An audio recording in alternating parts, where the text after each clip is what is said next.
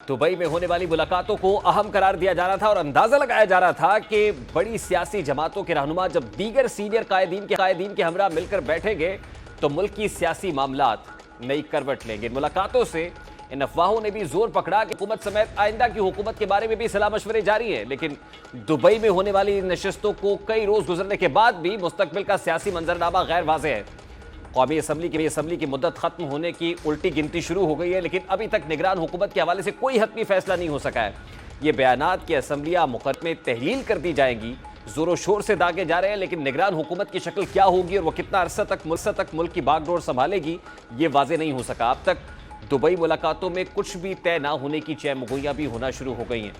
इन चहमगोइयों के साथ वफाकी हुकूमत में मौजूद जमातों के इख्तलाफात भी हर गुजरते दिन के साथ बढ़ना शुरू हो गए हैं। शुरू में ये इख्तलाफात मुस्लिम लीग नून और पीपल्स पार्टी के दरमियान दिखाई दिए।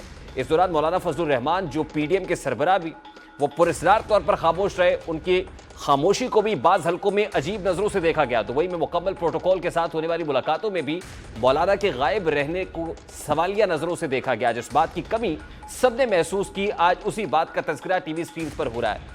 मौलाना फजलुर रहमान ने लंबी खामोशी तोड़ते हुए दुबई में होने वाली मुलाकातों पर एतमाद में ना लेने पर हुकूमत पर नाराज़गी का इजहार किया और सवाल उठाया है कि मुस्लिम लीग नून ने हाल ही में दुबई में होने वाली पाकिस्तान पीपल्स पार्टी के आला ओहदेदारों से मुलाकात के बारे में पीडीएम को एतमाद में क्यों नहीं लिया। उन्होंने कहा कि मुलाकात अचानक नहीं बल्कि मनसूबाबंदी से हुई थी, इसलिए सबको एतमाद में लेना चाहिए था। इसी तरह जमात इस्लाम के दीगर रहनुमाओं ने भी वाज़ेह अल्फाज में इन मुलाकातों पर तनकीद की और बताया कि वो दुबई में होने वाले फैसलों को नहीं मानेंगे। जैसे जैसे इंतखाबात का वक्त करीब आ रहा है, हुकूमत में शामिल पीडीएम जमातों के दरमियान इख्तलाफात बढ़ते जा रहे हैं। ऐसा लगता है कि 13 जमातों की जो दीवार पीटीआई के खिलाफ खड़ी की गई थी वो गिरने वाली है। पहले पीपल्स पार्टी और मुस्लिम लीग नून के दरमियान रंजिशें और अब मौलाना फजलुर रहमान और उनकी जमात के दीगर रहनुमाओं की जानिब से तनकीद इस फूट का पेश खैमा है।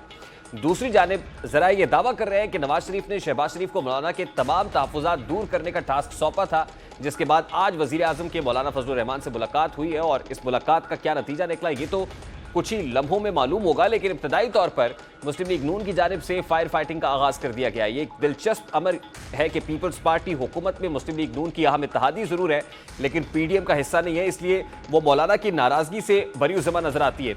पीपल्स पार्टी के रहनुमा वाज़ेह अल्फाज में ये कह रहे हैं कि मुल्क की दो बड़ी जमातों की मुलाकात थी, ना कि पीडीएम सरबराहान की, जिसका हिस्सा पीपल्स पार्टी नहीं है। जानिब मुस्लिम लीग नून के कुछ हल्के भी ये समझते हैं कि दो जमातों की मुलाकात को इस तरह तनकीद का निशाना नहीं बनाना चाहिए, क्योंकि ये पीडीएम सरबराहान की मुलाकात नहीं थी जिसके लिए किसी को एतमाद में लिया जाना चाहिए था। शायद खाकान अब्बासी के मुताबिक ये मामूल की मुलाकातें जो होती रहेंगी। इत्तेहादी जमातों के दरमियान इख्तलाफात और एक दूसरे के खिलाफ बयानात देने का ये कोई पहला वाक़या नहीं है। गुज़श्ते दिनों एहसन इकबाल की जानिब से तहरीक इंसाफ को तनकीद का निशाना बनाते हुए ये भी कहा गया कि 2018 में बाज़ चीनी हल्कों की जानिब से आर्मी इस्टेब्लिशमेंट को यह पैगाम पहुंचाया गया कि प्रोजेक्ट इमरान का तजर्बा मुफीद साबित नहीं होगा।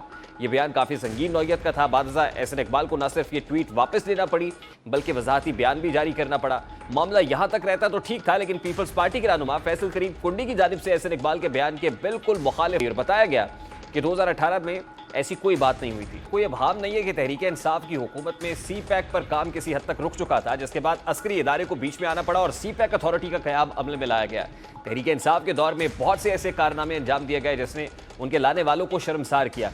इसी मुताल्लिक वज़ीर दफ़ा ख्वाजा आसिफ ने गुज़श्ता रोज़ एक निजी टीवी से इंटरव्यू के दौरान कहा कि प्रोजेक्ट तब्दीली लाने वाले 2018 में ही इससे खासी हद तक उकता गए थे। हाथ में शामिल इन जमातों के इख्तलाफात पर बात करेंगे, खासतौर पर पीडीएम जमातों के माबैन जो इख्तलाफात पैदा हो रहे हैं। पीडीएम सरबराह मौलाना फजलुर रहमान को माइनस करने में या आइसोलेट करने पर जो जेयूआई फे के तहफ़्फ़ुज़ात हैं, बात करने के लिए जमीयत उलमा इस्लाम फे के रहनुमा मुफ्ती करने में ज्वाइन किया है।